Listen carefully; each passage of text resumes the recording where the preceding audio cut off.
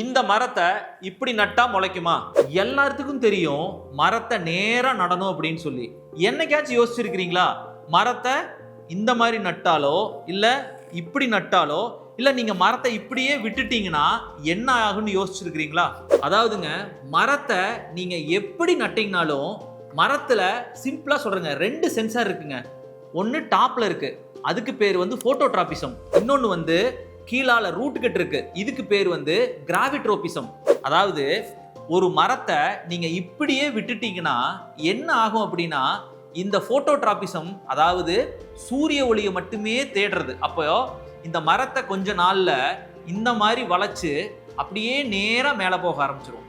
இதுக்கு காரணம் வந்து இந்த போட்டோட்ராபிசம். அதே மாதிரி கீழ்பாகம் இருக்கு பாத்தீங்களா, இங்க இந்த வேர் வந்து நாம நினைப்போம் நேரு போயிருமோன்னு, இல்லைங்க.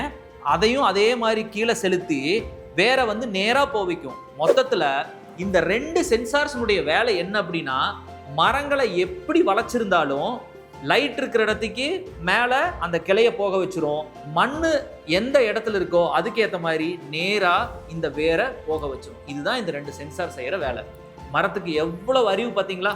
நீங்க ஆத்தோரங்கள்ல இருக்கக்கூடிய மரத்துல நல்லா கவனிச்சு பாத்தீங்கன்னா தெரியும், மரங்கள் இப்படி போயிருக்கும். ஆனா அதனுடைய உச்சி மட்டும் கவனிச்சீங்கன்னா திரும்பி சூரியனை பார்த்து சூரிய ஒளி வாங்குறதுக்காக அந்த போட்டோட்ராபிசம் சென்சார் அந்த மரத்தையே இப்படி திருப்பி இருக்கும். இந்த பூமியில இந்த மரங்கள் தோன்றி 1 பில்லியன் வருஷம் ஆகுதுங்க. ஆனா இப்போ வரைக்கும் இந்த விதிகள் மட்டும் மாறவே இல்லை. என்ன ஆச்சரியம் பாத்தீங்களா?